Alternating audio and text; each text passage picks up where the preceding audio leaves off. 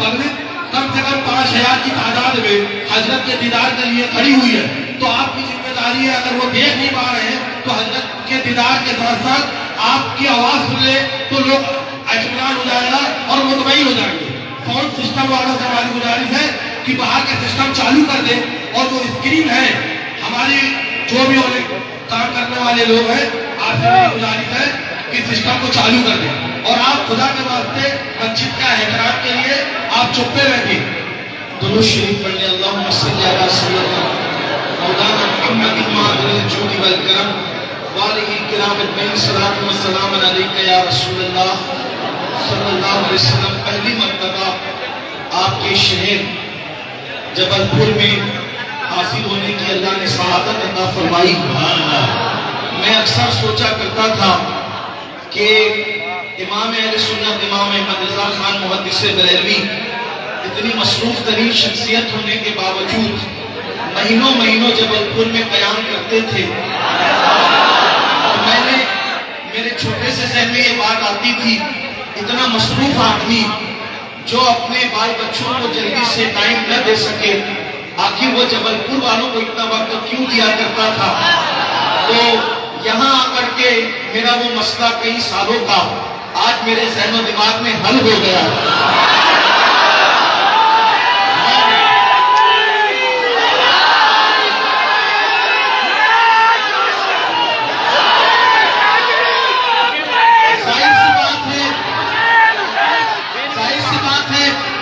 जिन्होंने इमाम अहमद रज़ा मुहद्दिस बरेलवी की मेजबानी की होगी वो आपके बाप दादा लोग ही रहे होंगे। जब आज की नस्लों का ये हाल है तो आपके बाप दादाओं की मोहब्बत लेकिन अब चूंकि आपने मुझे जो उन्वान दिया है, हज़रत सैयद अरशद मियां साहब ने मुझे फरमाया कि आज आपको अहले बैत पर गुफ्तगू करनी है और इंशाअल्लाह मैं उसी पर गुफ्तगू करूंगा, लेकिन 9:45 बज रहे हैं और आपने मुझे 10 बजे तक का टाइम दिया है, यानी ठीक 15 मिनट मेरे पास हैं और 15 मिनट में मुझे अहले बैत के अखार पर गुफ्तगू करनी है। अब मैं आप सबकी तवज्जो चाहता हूँ, यकीनन आपने बड़ी मोहब्बतों से नवाजा, अल्लाह आपको इसका बेहतर सिला अता फरमाए। लेकिन अगर आपने मोहब्बतों से नवाजा, अच्छा खिलाया, अच्छा पिलाया, अच्छी मोहब्बत दी, अच्छा इस्तेमाल किया, लेकिन आपने मेरी गुफ्तगू ही नहीं सुनी, तो आने का फिर मकसद क्या हुआ। इसलिए मैं उम्मीद करता हूँ कि आप सब लोग खामोशी के साथ जो जहां है खड़ा रहे, बैठा है बैठा रहे, इसलिए कि अब जिक्र उनका शुरू होता है जिनके जिक्र में कुरान मुकद्दस में आयत ततहीर नाज़िल होती है। जिक्र उनका शुरू होता है जिनके घर में जिब्रील की इजाजत के बगैर नहीं आते। जिक्र उनका शुरू होता है कि आशिक़ मुस्तफा जाने रहमत कभी कभी जाते हैं, लेकिन हुजरे ज़हरा में मुस्तफा जाने रहमत एक दिन में कई मरतबा तशरीफ लाते हैं। जिक्र उनका शुरू होता है जिनके लिए कभी सजदे तवील कर दिए जाते हैं।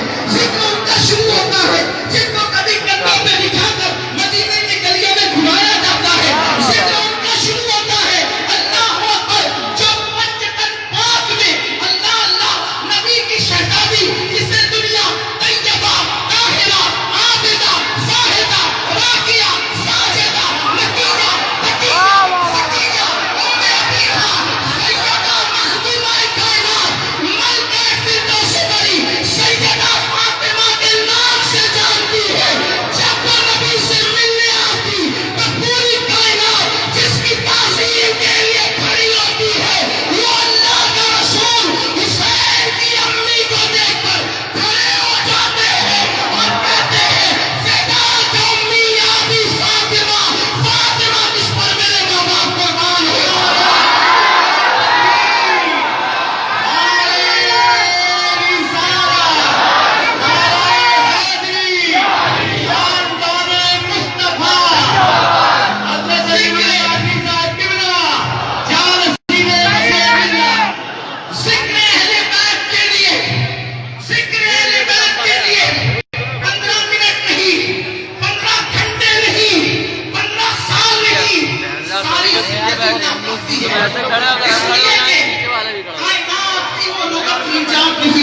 तुम ऐसे बैठे हो कायनात की वो लोगत की इजाद नहीं हुई जो अहले बैत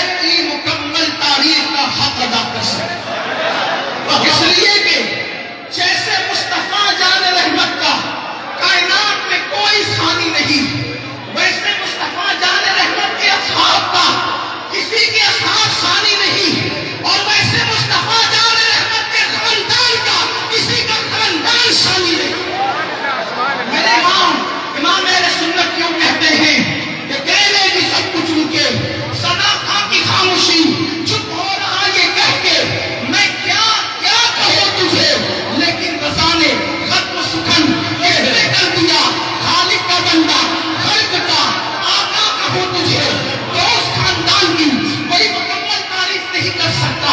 یہی بات اہل بیت اطہار کا آپ نے فرمایا. آئیے میں ذکر شروع کروں سیدہ کائنات مکتومہ کائنات سیدہ فاطمہ الزہرا سے. یہ اہل بیت کا ذکر ہم کیوں کرتے ہیں؟ اس لیے کہ میرے آقا صلی اللہ علیہ وسلم نے اہل بیت کی محبت کے صلے میں وہ نعمت دی ہے اور اس نعمت کا وعدہ کیا ہے کہ کائنات کے اندر کسی بھی عبادت پر آپ کو وہ نعمت نہیں مل سکتی جو محبت اہل بیت پر. نماز کا ثواب اور ہے, حج کا ثواب اور ہے, زکات کا ثواب اور ہے, صدقات کا ثواب اور ہے, کسی غریب کے سر پہ شفقت کے ساتھ ہاتھ رکھنے کا ثواب اور ہے, کسی کی شادی کرانے کا ثواب اور ہے, ماں باپ کے چہرے کو پیار سے دیکھنے کا ثواب اور ہے, کسی کو پانی پلانے کا ثواب اور ہے, کسی کو کھانا کھلانے کا ثواب اور ہے, تلاوت قرآن کا ثواب اور ہے, اذان کا ثواب اور ہے. لیکن محبت اہل بیت کا صلہ جو ہے وہ کسی عبادت پر وہ صلہ نہیں ملتا جو صلہ محبت اہل بیت پر ملتا ہے. محبت اہل بیت کا صلہ کیا ہے؟ سنیو یہاں سے لے کے وہاں تک توجہ کرے. ہم پاگل نہیں ہیں جو اہل بیت کی محبت کی بات کرتے ہیں, لیکن بات آگے بڑھانے سے پہلے یہ ضرور ہم اہل بیت کی محبت کی بات صحابہ کرام کے احترام کے ساتھ کرنا چاہتے ہیں. اس لیے کہ ہمارا مسلک ہے اہل سنت کا ہے بیڑا پار اصحاب حضور نجم ہے اور ناو ہے. اطرت رسول اللہ کی تعظیم صحابہ کے ساتھ محبت اہل بیت کا صلہ کیا ہے؟ سنو, نماز پڑھنے والے کو ثواب کی بشارت دی گئی ہے, حج کرنے والے کو ثواب کی بشارت دی گئی ہے, ماں باپ کا چہرہ پیار سے دیکھنے والے کو حج کی بشارت, حج کے مقبول حج کے ثواب کی بشارت دی گئی ہے. لیکن آئیے سنیے, دل کے کانوں سے سننا, دل کے کانوں سے سننا کہ اہل بیت سے محبت کا صلہ کیا ہے, اہل بیت سے محبت کا انعام کیا ہے. میرے آقا مصطفیٰ جان رحمت صلی اللہ علیہ وآلہ وسلم فرماتے ہیں کہ جس کے دل میں میرے اہل بیت کی محبت ہوگی. توجہ کریں, اب آپ سے گزارش ہے اگر آپ اس کو اٹھا کے اس کو بٹھائیں گے تو شاید گفتگو نہیں ہو پائے گی. اس لیے کہ اگر آپ چاہتے ہیں کچھ سن لیں تو پھر سن لیں. اگر آپ نے بھیڑ اکٹھا کرنے کے لیے مجھے بلایا ہے تو آپ نے کر لی, اور اگر ذکر اہل بیت کے لیے مجھے بلایا ہے تو پھر مجھے کر لینے دیں. اس لیے کہ ہم بھیڑ پہ خوش نہیں ہوتے. بھیڑ تو نچنیوں کے نام پہ بھی جمع ہو جاتی ہے, لیکن ذکر اہل بیت کی توفیق سب کو نصیب نہیں ہوتی. اور جو سب کے نصیب میں نہیں ہے وہ سنو, ہاں جو سب کے نصیب میں نہیں ہے وہ سنو.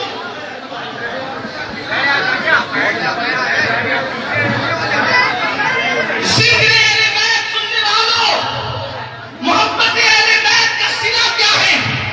ایک دن مصطفیٰ جان رحمت حجرہ فاطمہ الزہرا میں تشریف لائے. 4 تن پہلے سے موجود تھے, ایک تن سیدہ, ایک تن باب مدینۃ العلم, فاتح خیبر, عقیق رسول, زوج بطول, خاتم ولایت, فاتح خیبر, فاتح بدر حنین, معبود کعبہ سیدنا علی کے مرتضیٰ کرم اللہ تعالی وجہہ کریم. دوسرا تن, تیسرا تن حسن مجتبیٰ جد غوث الورا امام حسن مجتبیٰ کا تیسرا تن. چوتھا تن شہید کربلا امام عرش مقام امام حسین کا 4 تن. یہ 4 تن جمع تھے. حضور تشریف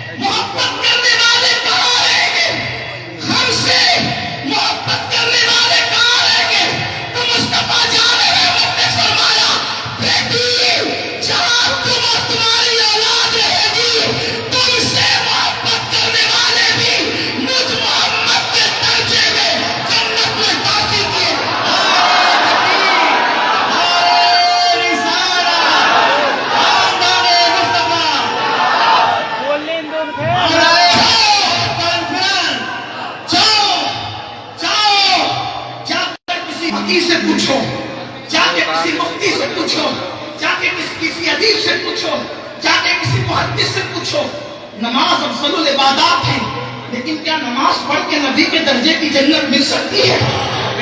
हज से सारे गुनाह माफ हो जाते हैं, लेकिन क्या हज करके नबी के दर्जे में जन्नत मिल सकती है? बल्कि अल्लाह अल्लाह, जो जन्नत में नबी रहेंगे वो जन्नत किसी को नहीं मिलेगी। क्यों? मेरे इमाम कहते हैं औरों की जन्नत अलग होगी, नबी का दर्जा और होगा, मेरी तुम्हारी जन्नत कौन सी? तो मेरे इमाम कहते हैं वो खुल्द जिसमें उतरेगी अबरार की बारात, वो खुल्द जिसमें उतरेगी अबरार की बारात, अदनान शावरुस मेरे दूल्हा के सर की है, अदनान शावरुस मेरे दूल्हा के सर की है। अल्लाह अल्लाह, वो जन्नत जिसमें हम रहेंगे वो हुजूर के सर का अदना सा सदका है। तो हुजूर कहाँ होंगे? हुजूर कहाँ होंगे? तो हुजूर के साथ नमाज की बुनियाद में कोई न जा सके। हालांकि नमाज अफजलुल इबादत, रोजा रख कर हुजूर का दर्जा नहीं मिल सकता, हुजूर के दर्जे में जन्नत नहीं मिल सकती। हज करके नबी के दर्जे में जन्नत नहीं मिल सकती। अगर जन्नत मिल सकती है तो एक चीज, अहले बैत की मोहब्बत और नबी की मोहब्बत, नबी के साथ नबी के दर्जे में जन्नत दिलवाएगी। आप कहेंगे भाई ये तो गुस्ताखी हो गई, आका और गुलाम एक साथ कैसे रह सकते हैं? तो बात इतनी कहनी है, बड़े शहर वाले आसानी से समझ सकते हैं। देखो हम लोग छोटे मोटे लोग छोटी मोटी कारों में घूमते हैं, लेकिन हमने बड़े शहरों में, बेंगलोर जैसे शहर, मुंबई जैसे शहर, दुबई जैसे शहरों में कुत्तों को ऐसी मर्सिडीज कारों में घूमते देखा जो कार कभी हमने ख्वाब में नहीं देखी। रश्क आया, या अल्लाह, ये कुत्ते कार में बैठने के लिए तो पैदा नहीं हुए, न कार कुत्ते के लिए बनी, न कुत्ता कार के लिए पैदा हुआ। फिर आखिर ये बेकार कुत्ता जिसे लोग झिड़कियां देते हैं, जिसे लोग डंडे मारते हैं, जिसे लोग हकार देते हैं, जिसे लोग हकीर समझते हैं, किसी को कुत्ता कह दो तो लोग गाली समझते हैं। आखिर ये कुत्ता मर्सिडीज कारों में घूम कैसे रहा है? तो शायद फौरन जवाब देता है, नादान, तुझे पता नहीं मार खाने वाले कुत्ते और हैं, ये कुत्ता होशियार है, बिक गया है मर्सिडीज कार के मालिक के हाथों में, बिक गया है मर्सिडीज कार के मालिक के हाथों में। तो कुत्ता कार के काबिल नहीं, लेकिन चूंकि इसका मालिक कार का भी मालिक है, इसलिए शफ़क़तों से जहाँ आता गया वहीं पर अपनी मिल्कियत को भी ले गया। बिना तमसील हम उस जन्नत के काबिल नहीं जो जन्नत नबी के लिए बनी है। जब मर्सिडीज का मालिक कुत्ते को खरीद के कार में ले जा सकता है, तो मालिक जन्नत अहले पाक की मोहब्बत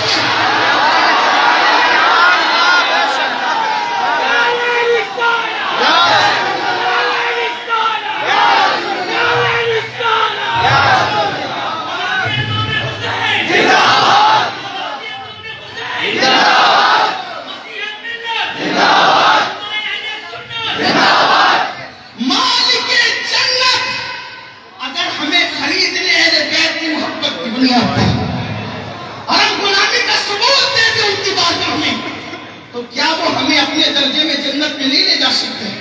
कहते हैं कि जूते तख्त पर नहीं जाया करते, जूतों का तख्तों पर ले जाना अच्छा नहीं समझा जाता, लेकिन जो जूते बादशाह के पैर में आ जाते हैं, अब जूते नहीं देखे जाते, बादशाह के पैर के सदके वो जूते भी तख्त पर ना ले जाए जाते हैं।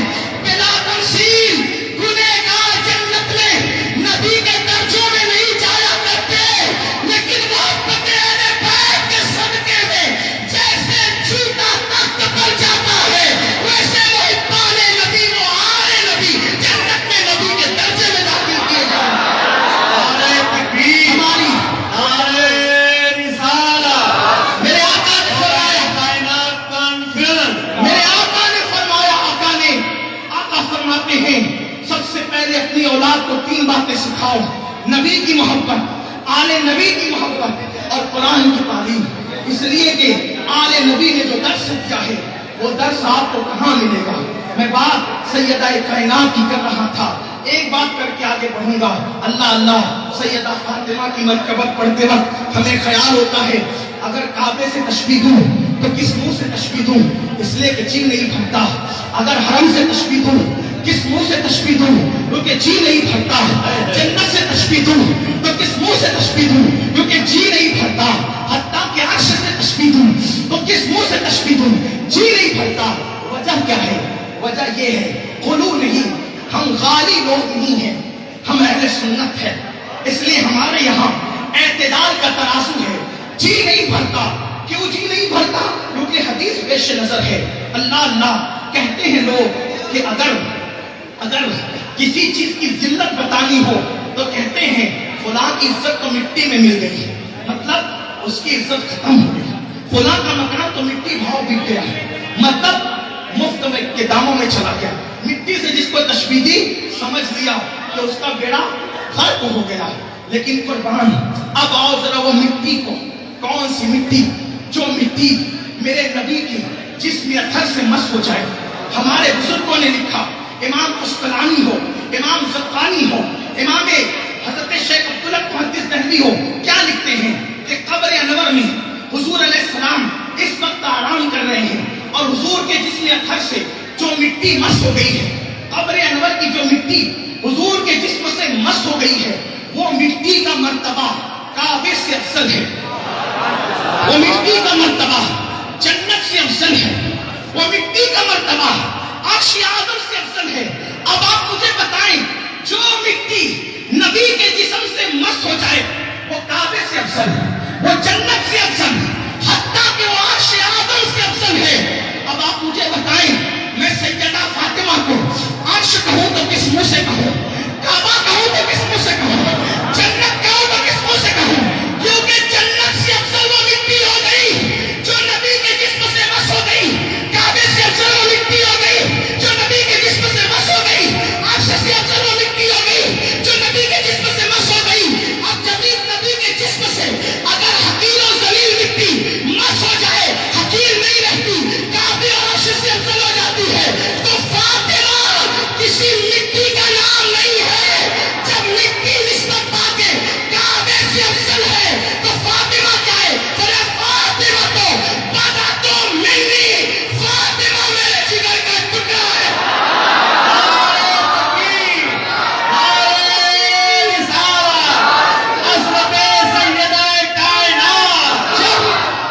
جب مٹی بس ہو کے عرش سے افضل ہو گئی, فاطمہ مٹی نہیں ہے, نبی کے جسم کا حصہ ہے. کوئی نبی کے جسم کے برابر کائنات میں کوئی ٹکڑا, کوئی حصہ ہے؟ کوئی حضور کا جسم کے مثال, حضور کا جسم کے مثال آقا نے میری فاطمہ میرے جگر کا حصہ ہے.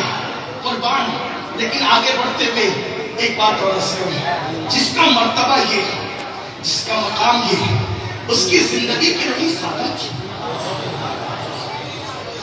3 مہینے تک گھر میں چولہا نہیں جلا, لیکن کبھی پڑوسی کو بھی خبر نہ ہوئی کہ سیدہ کے گھر میں چولہا نہیں جلا. یہی اہل بیت کی خصوصیت ہے, یہی اہل بیت کی خاصیت ہے. یہاں پر ہماری مائیں اور بہنیں بھی ہوں گی, اگر نہیں ہوں گی تو ان تک بات اللہ کرے پہنچے گی. جن کو یاد ہے نا یہ تقریریں,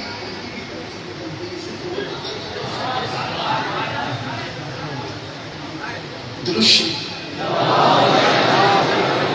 اللہ محمد صلی اللہ علیہ وسلم, نحن عباد محمد صلی اللہ علیہ وسلم. راز کرنا زندگی کیا ہے؟ سادہ سی زندگی. 3 مہینے تک کبھی پڑوسی کو بھی خبر, اور سائل اور فقیر آیا, کچھ دینے کے لیے نہ تھا, کبھی مسلح اٹھا کے دیتے, کبھی دوپٹہ اٹھا کے دیتے, کبھی بچوں کے کی چیزیں گروی رکھ کر کے دیتے. یہاں پر میں عرض کرنا چاہتا ہوں, اگر سیدہ چاہتی تو روزانہ گھر میں جنت سے کھانا آتا.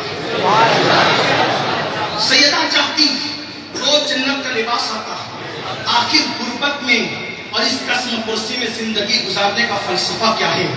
تاکہ سیدہ ہماری قوم کی بیٹیوں کو ایک پیغام دیتے ہیں. اتنے بڑے باپ کی بیٹی رہ کر جب میں فاقہ کرتی ہوں اور پیمن کا لباس پہنتی ہوں تو تم پر کبھی یہ وقت آئے تو کبھی کسی کافر کی دولت سے متاثر ہو کر اس کے ہاتھ میں اپنا ہاتھ دے کر اس کے ساتھ بھاگنے کی کوشش مت کرنا، بلکہ چادر میں پیون لگا کر لوگوں سے کہنا وہ اور جگہ ہوگی جہاں چادروں میں پیون عیب ہے. ہمارے مذہب و مسلک میں پیون والی چادر سیدہ فاطمہ کی سنت ہے. فاطمہ نے پیون والی چادر پہن کر ہماری بیٹیوں کی غربت پر اپنی سنت کی چادر ڈال دی ہے، اپنی سنت کا پردہ ڈال دیا ہے تاکہ کوئی مذاق نہ اڑائے. آؤ میری بہنیں اور بیٹیاں اگر سن رہی ہیں یا آپ بھی سن رہے ہیں تو میں آپ سے گزارش کرتا ہوں، حالات بگڑتے جا رہے ہیں. کل کی ہماری بیٹی کی شان یہ تھی اگر اس کو کوئی نوجوان دیکھ کر چمکار دیتا تو وہ لڑکی رات پر سو نہیں پاتی تھی.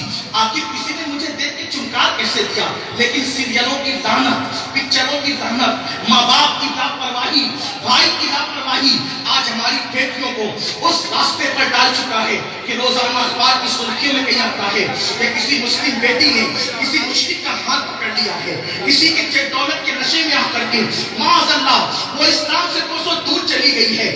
آؤ میں تمہیں پیغام دیتا ہوں، صرف اپنا داڑھی رکھ لینا کافی نہیں، اپنا کرتا پاجامہ پہن لینا کافی نہیں، اپنا نمازی بن جانا کافی نہیں، اپنے پورے گھر میں سنتوں کا ماحول قائم کرنا ہوگا، شریعت کا ماحول قائم کرنا ہوگا.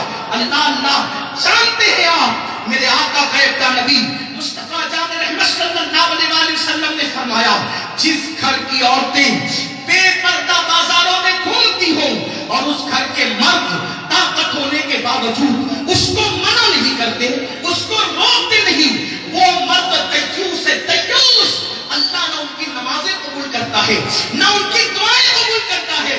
میں پوچھنا چاہتا ہوں آج مسلمان کہتے ہیں مولانا اللہ ہماری دعا قبول کیوں نہیں کرتا؟ کہیں تیری بیٹی کوچنگ کے نام پر دوپٹے کو مفلر بنا کر کھلے سر تو نہیں جاتی؟ کہیں تیری بیٹی کالجز کے اندر بے پردہ مردوں کو چہرہ دکھاتے تو نہیں پھرتی؟ یاد رکھنا اسلام تعلیم کا مخالف نہیں ہے، اسلام تعلیم کی مخالفت نہیں کرتا. اپنے بچوں کو تعلیم دلواؤ لیکن اسلامی ماحول کے اندر دلواؤ، اسلامی افکار کو سامنے رکھ کر کے دلواؤ، پردے کی پابندی کے ساتھ دلواؤ. میرے آقا صلی اللہ علیہ وسلم کے پیارے دیوانوں جانتے ہیں ہمارے یہاں بیٹیوں کی تربیت کیسے کی گئی تھی اور ہمارے یہاں کی بیٹیاں کیسی تھی. ایک مرتبہ کا واقعہ ہے، 14-15 سال کی ایک لڑکی کو اس کی ماں کہتی ہے بیٹی جاؤ اور جا کر کے بازار سے کوئی سامان لے کر آ، گھر میں کوئی نہیں بیٹا اس لیے آج تمہیں جانا ہوگا بازار. لڑکی پہلی مرتبہ بازار گئی اور بازار جانے کے بعد جیسے وہ کسی دکان سے کوئی سودا لینا چاہتی تھی، ایک نوجوان اس کی عمر بھی 15-16 سال کی رہی ہوگی، وہ جوان نے اس لڑکی کو دیکھا اور لڑکی کو دیکھ کر اس کے حسن سے متاثر ہو گیا اور ایک فکرہ کہا، ایک کمنٹ پاس کیا، ہائے تو کتنی خوبصورت ہے، تیری آنکھیں کتنی حسین ہیں، تیری نرگسی آنکھوں کو